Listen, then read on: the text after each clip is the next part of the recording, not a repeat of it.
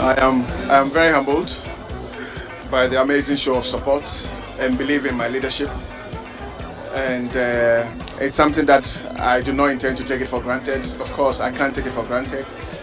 It now behoves of all of us, me inclusive, to face our collective future with all the good intentions, and this we will do to the best of our ability. You can only go to the Ghanaian game or we stay here. The football game is a very big one, and everybody, including my brother George, has a role to play. I will reach out to George and I'll bring him back home. So, George, wherever you are, we are one. My message to you is the game.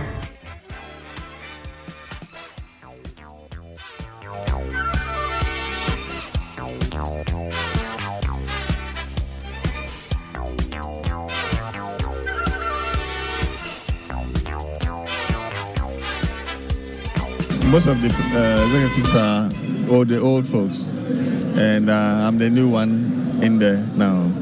What I can do is to make sure I bring a lot of technical issues, and then in terms of where the FA needs personalities to lead them in some transactions, some of us will be available to do that. And I think we will try and help and make a lot of impact to help our coaches and our players as well. Now, we should not be talking about Sudan when you don't know whether I've signed the contract or I've not signed. You only talk about... No, they've given me opportunity to negotiate. That does not mean I've signed. You say two different things. That there might be too much work for you in the event you... But can you tell me any of the executives of the ESCO who is not working? Can you point to one who is not doing his own work? All of them... the ESCO is not a permanent job that one has to stay there. Each and every one does different jobs. So, welcome to the Joy Sports Link. Gary L. Smith here, 26 after 12, here on Joy 99.7 FM. We are here till 2, and like I signposted with Elton John Brobe, today we'll be looking at the fallout from the GFA elections. And those were voices of Ketu Kreku, the man who's been given another 4 years at the helm. And also, you heard from Kwesi Appiah as well, who has been put on the Executive Council. And he was speaking at that time about the impression that he is soon to be announced as coach of the Sudanese national team. And how is it possible that somebody who will be leading a whole national team in Sudan is on the Premier League Executive Council for Ghana? And that's what he was answering, that, I mean, all the members of the Executive Council don't have that as their only jobs. They have multiple jobs, and so he can multitask and do the same. I don't know what you think, but yeah, that's it.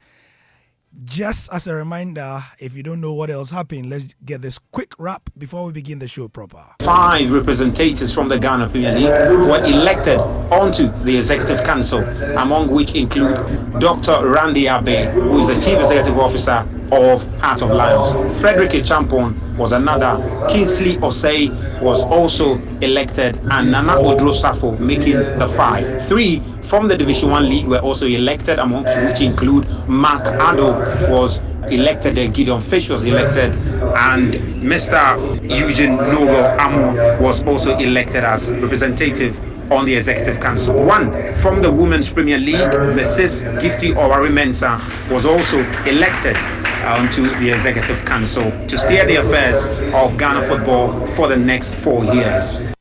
So my colleague Razak Masbah with that report. Also coming up on the show, we'll be looking forward to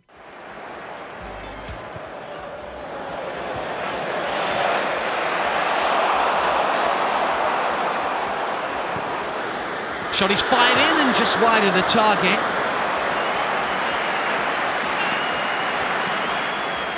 Yeah, we'll be going to England, where Arsenal Man City is what most of you are talking about. This is Havertz to turn. Terrific save, Martinelli. Good block from Stones. Nearly falls for Timber. Cleared away.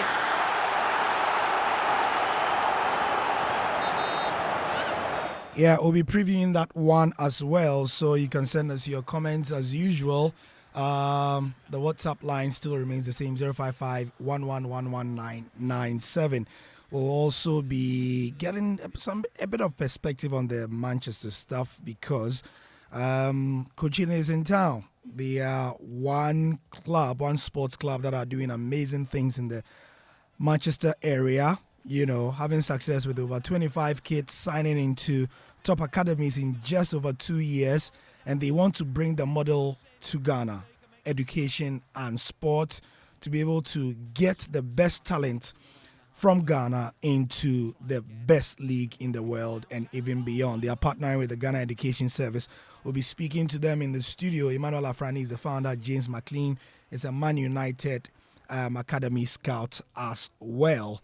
So stay with us. We have quite a bit coming here on the Joy Sports Link. As usual, we are here from now till 2, and also we'll be talking about the VR controversy. What does that mean for many of us whose countries like Ghana are looking to one day going to put in VAR as the standard? Should the Premier League really be what we are looking at, or should we look at the World Cup model that UEFA are also using, the semi-automated one? We'll be playing for you a playback of discussion on that from Game Plan yesterday. Stay with us.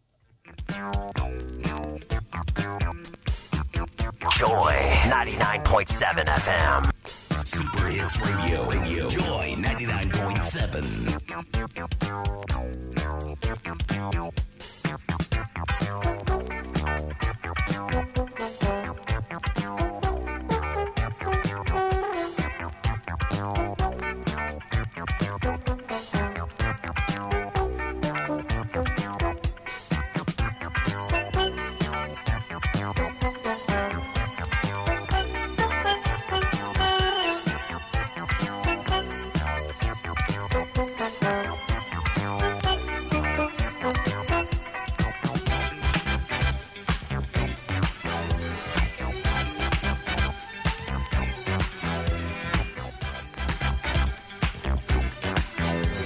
It was the transition second half, but it's normal. But after 5 minutes, we took the game with a lot of passes. When a team is able to make an every action, you do a lot of passes, very nice thing is going to happen in your game. So that's why Jack and Bernardo and everyone was his contribution, and everyone was perfect.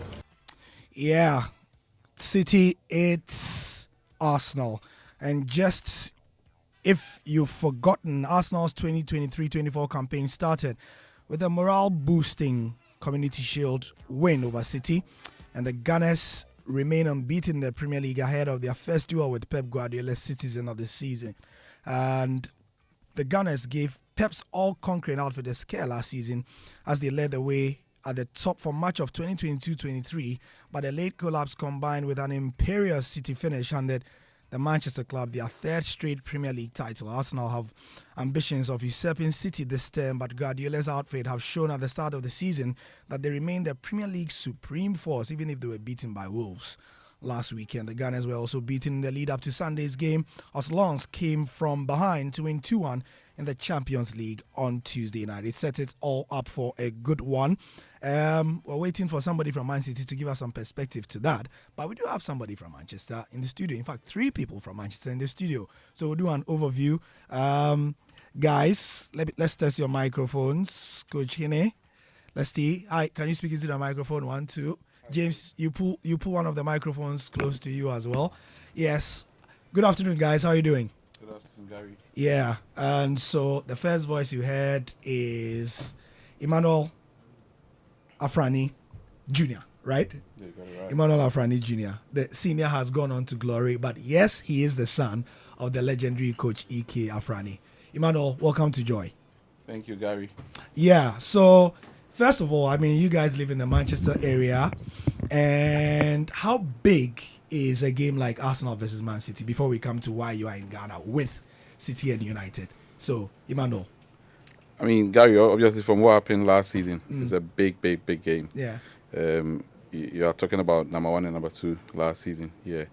And I know both teams are really going to take it serious. But I think I fancy City to nick it. To nick it as well. Yeah. James McLean is a Manchester United Academy coach. I mean, we're waiting for somebody from City to come into the studio. But again, from your perspective, how big is this game for the Manchester area? It's big. It's huge as usual. I think it's two teams going toe to toe, and also it's going to be a tactical game where it's going to be a masterpiece basically.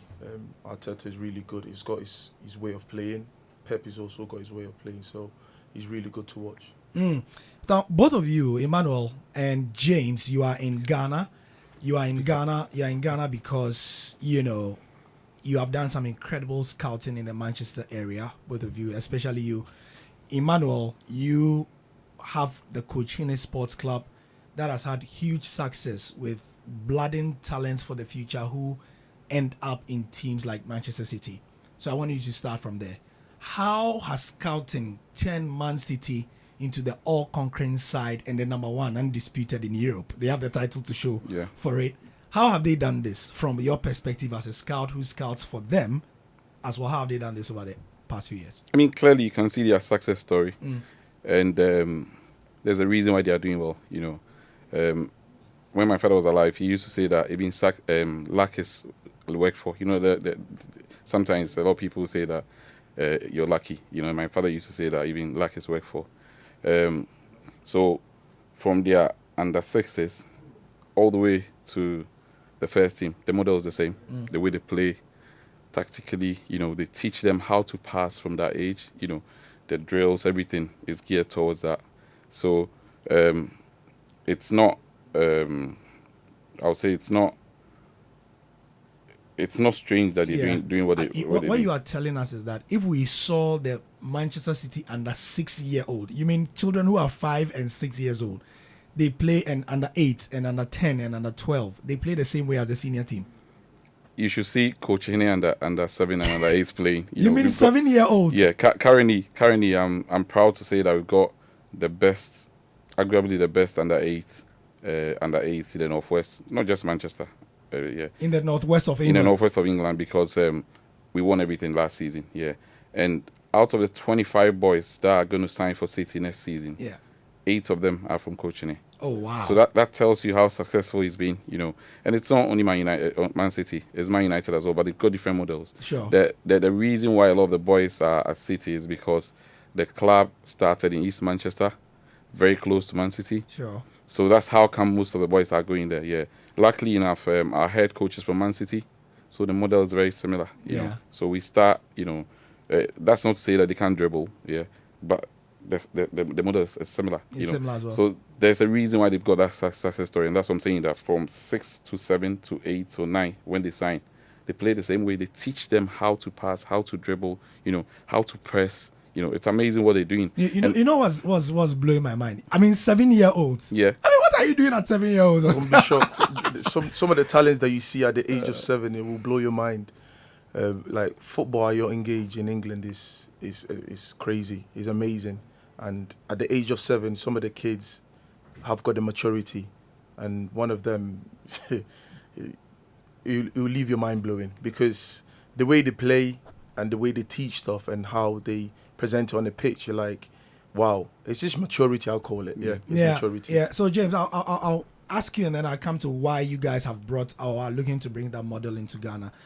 How does education fit into this? Because obviously, I mean, by age 5, most kids are, if they are interested in something, they are watching it, and so their parents are letting them watch a lot of football at that age. By age 6, yes. Can I answer that? Okay. Yeah. So,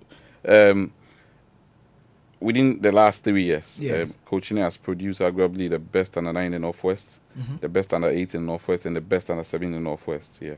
So one of the things that you realize is that at Man City, when you sign for Man City, before they go to high school, about 75% of the boys that have signed, are put in private education. Okay. And that means that Man City pays like 13,000 a year. So that's how important, education is to them. Like when I was growing up in Ghana, there was a perception that footballers are the worst in class. They are the ones that are not clever, and all that. But one thing that I've realized, one thing that I've come to believe for the 3 years I've been doing coaching is that in fact, the clever ones are the ones that play football. Yeah. For a 7-year-old to think about what to do before the ball comes to him, that means he's very clever. Yeah, and that's the whole concept. Yeah, so you go to Man City once you're in the academy. Before you start a session, at 4 p.m. They have between 4 p.m. and 5:30 when they start their session. They have a teacher that will help you do your homework. Oh, yeah, and one of the biggest things our coaching is mental health sessions.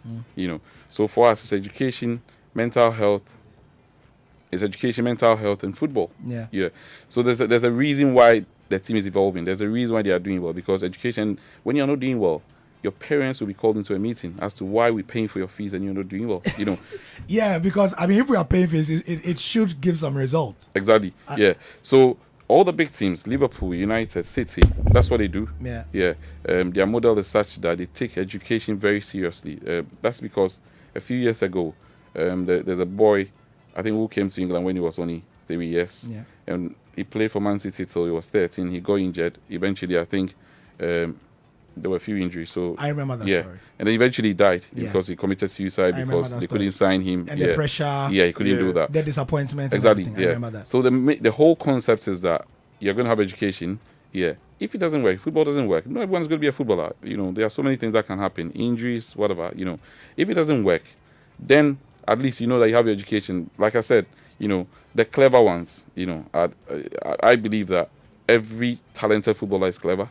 Very. Yeah. So that's the whole point of mixing education with the talent, not just the talent. But I think over here, it's sorry to say, it's the other way around. Yeah, the other way around. Yeah.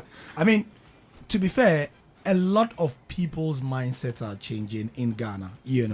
And you have, if you ask even journalists and sports journalists, they are going to tell you that some of the richest people in Ghana, right, keep calling us all the time that they want academies for their kids. Yeah.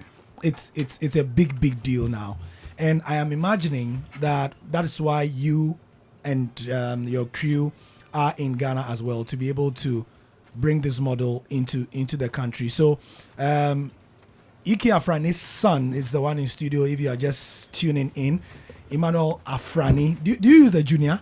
Yeah. You use the junior? Yeah. To be fair. Are you crazy as well? Yeah, I'm Ike Afrani Junior. So I was born on a Friday, but obviously because I'm a junior, I had to pick the crazy as well. Yeah. And I think most of the people that know me from Ghana know that I'm junior. But obviously in the UK, I don't really use it. I'm still Ike Afrani Junior.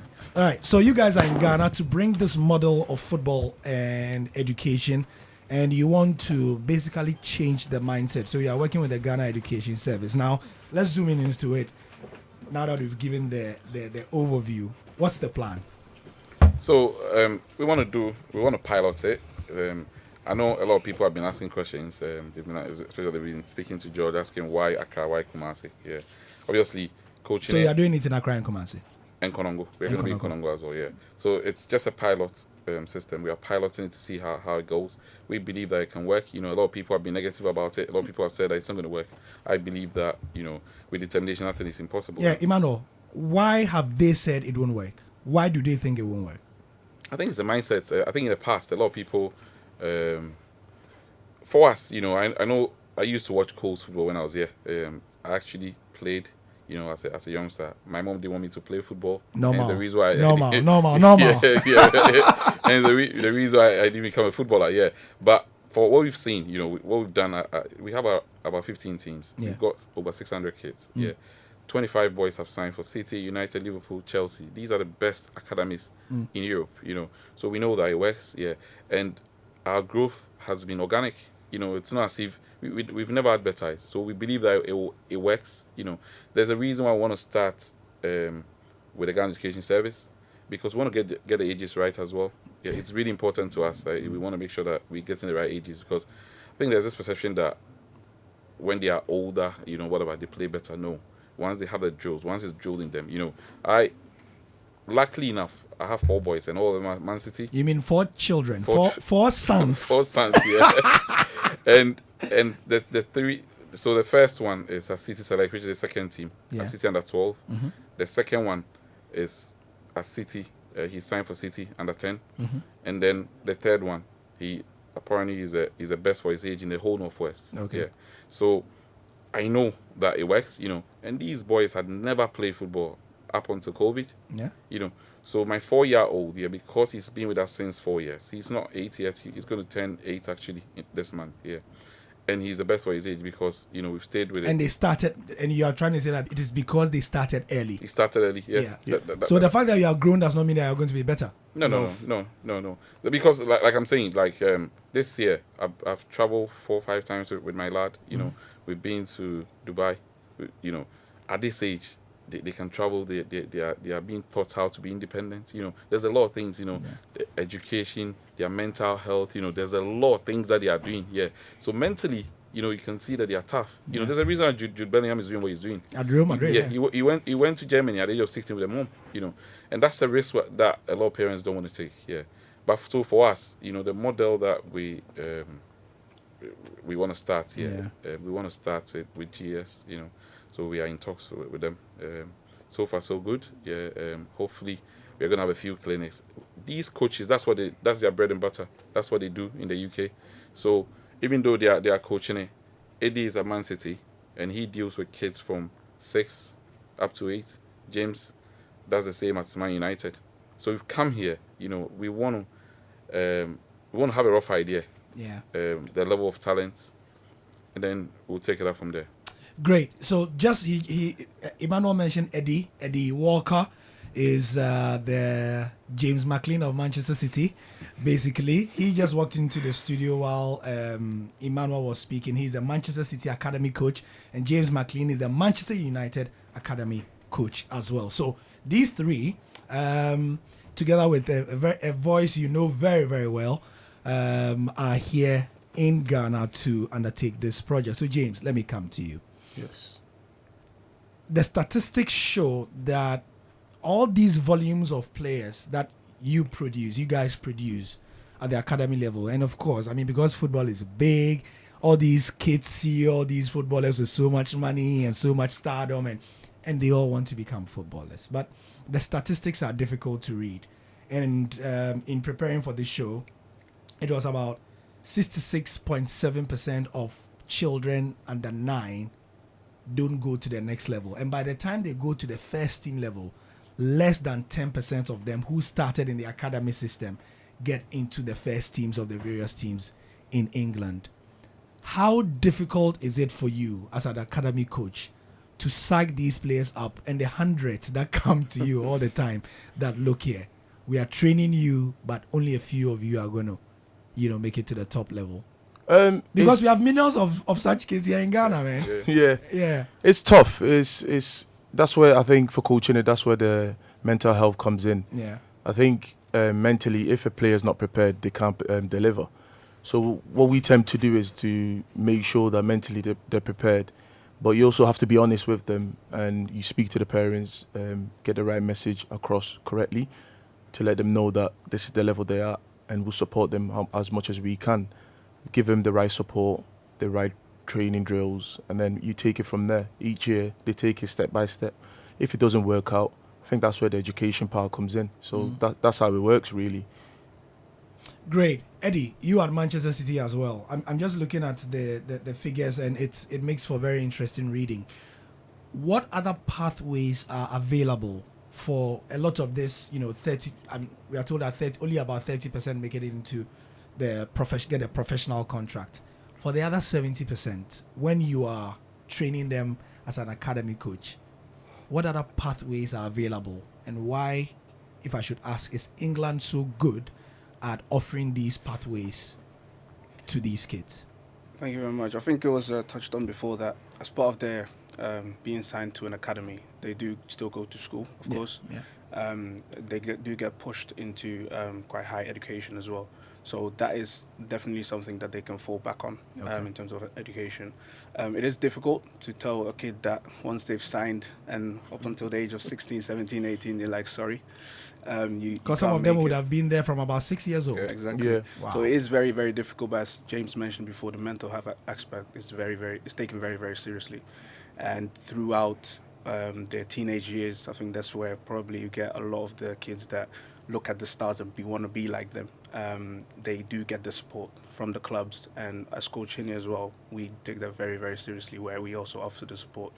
And also I think what James touched on as well, the parents, we try to educate parents on these aspects as well, and be as frank as possible with them, so that they can also, your son, your child, they can also relay the same message as well. So yeah, it's education and a lot of managing expectations. Great. I really wanted us to use the last 10 minutes to lay this foundation before you go into the nitty-gritties of how people can join this, so that, we temper expectations. Like you have said, this is just a pilot. So people shouldn't walk in thinking Coach Hine is going to make them the next. You know what I'm saying? So with that in mind, listeners, let's hear the details of what they are going to do this week. But before then, I just want to play this for us to listen. Ghanaian coach who is inspiring a community. Coach Hine was a name that was bestowed on my father, Coach Ike Afrani. Coach Ike Afrani was a former national team coach of Ghana. He's one of the best coaches Ghana has ever produced. Michael Essien, Suleiman Tari, John Pencil, they all played in the Premiership. All these players were given opportunities by my dad. So that's what's motivated Coach Hine. The sessions were created out of COVID. We started the sessions back as a way of getting children back and active in activities again, having such a long time off. We went from 3 kids to about 30 kids in about 3 weeks, and then we needed more coaches, and it grew and grew to what it is today, essentially. Within a year, we have 11 boys that have signed professional academies. For me, it's amazing. Who knows? Maybe we have the next Messi or next Maradona. Coach Eddie's been an important thing in my life. They've helped me get to the club where I'm at now, which is City, and they've helped me improve playing football and outside of football as well. What we've been able to do here is be able to provide opportunities for boys and girls that are from less privileged backgrounds, the opportunity to be involved in sports, predominantly football, and try and reach the potential that some of them have got. If I didn't have Coach Hine, I probably would have ended up in the streets, because a lot of bad influences around. We want to give them opportunities to go to the top. There's no limit. We want to say to them that it doesn't matter where you come from. It doesn't matter whether you're black, white, blue or anything. You can still make it.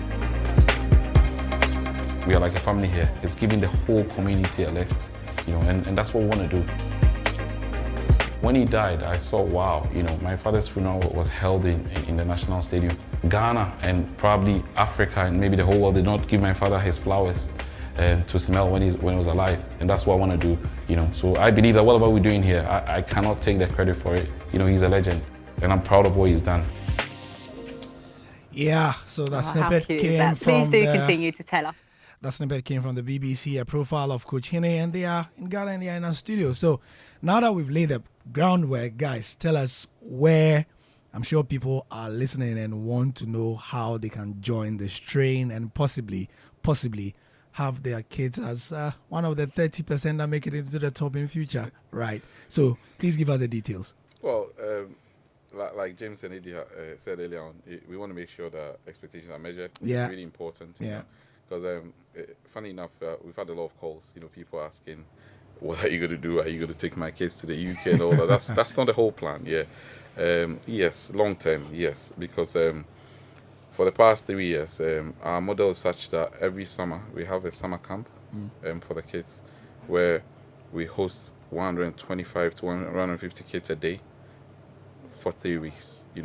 And that's not just football. Mental health sessions. They go on trips. They do all that. So eventually, it's one of the plans that the exceptional ones will be given opportunities to participate. But that's not the main thing. The main thing is to start something here, because youth football was the heartbeat of my dad. To be fair, I didn't think it was going to come anytime soon. Coming here and all that. But we've thought about it and we realized that Ghana football has really sunk low.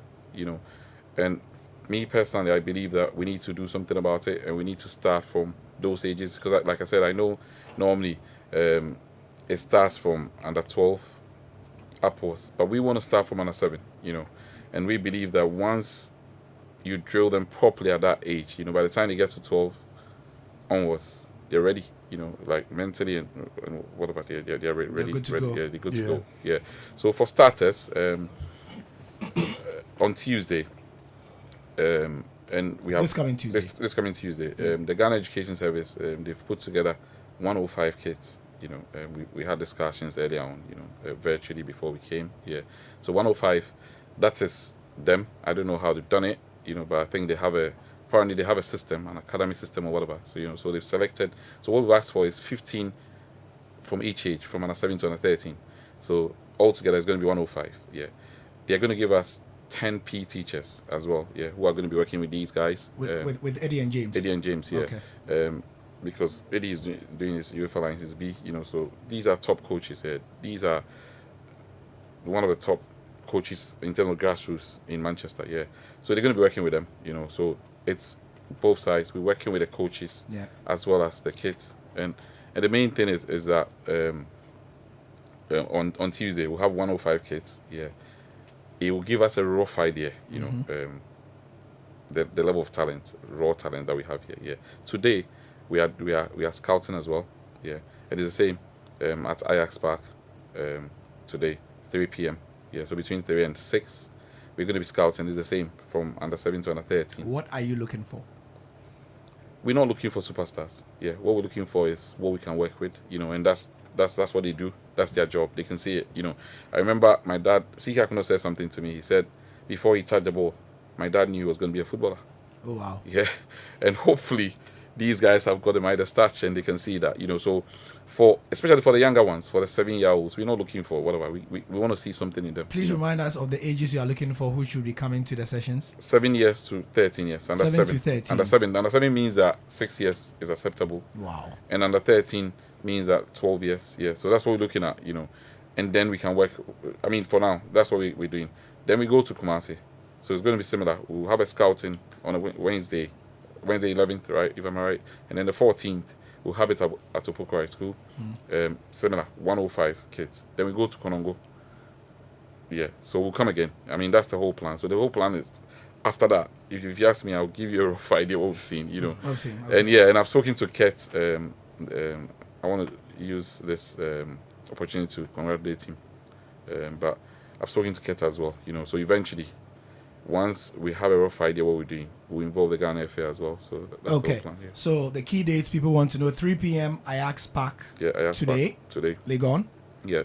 And then on Tuesday. Persec, if you're not being selected by Ghana Education Service, please don't come. Okay. So that's going to be those selected by the 105. Okay. Yeah. So so today the 3 p.m. is when people who people can come. Okay, that's what I want to put out. Yeah. Okay, and then in Wednesday in Kumasi. At Opoku Park. Yes. That's also GES. No, so that one's another open. scouting. Yeah. Okay. That if you want to get involved, you can get involved. I think we've got flyers out there and all that. Sure. So the next day is when we go to Konongo, and then we will do the one organized by GS. You know, I've had a lot of calls, people asking, "Oh, can I join the GS one?" Unfortunately, you know, no, you can't. Yeah, that's for our purposes, 3 p.m. today. Yeah. And then on Wednesday, what time?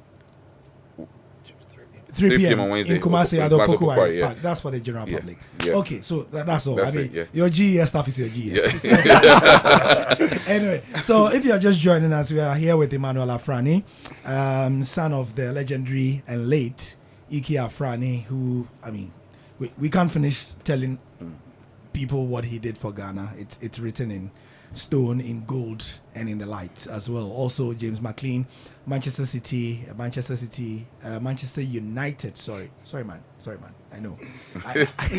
Careful, I'm a United fan. He's a United fan as well. Please, let's get it right. Manchester United academy coach, and then Eddie Walker, a Manchester City academy coach as well. So, guys, at 3 p.m. today, Emmanuel says that you guys can. When a player, if I show it up with my son, who is 4, right, and he's going to be a footballer, you can tell before he even kicks the ball, right? Correct. Hey,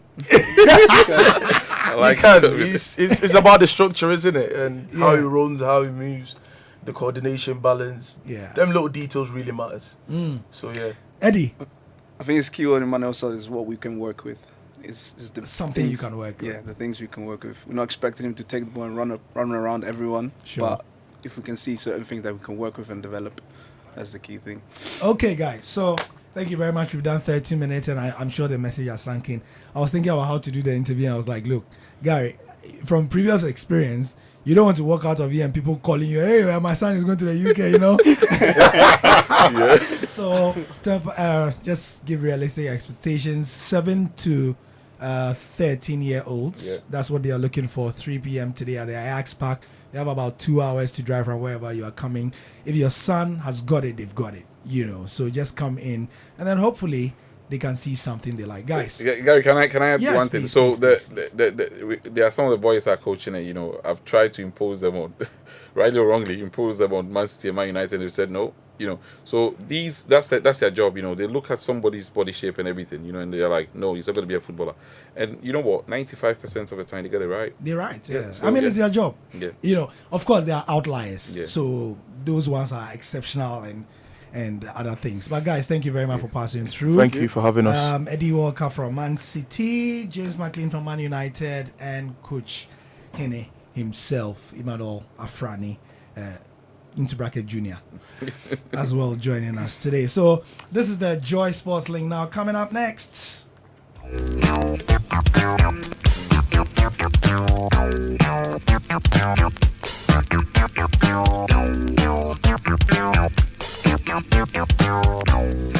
Right, so now we will delve into a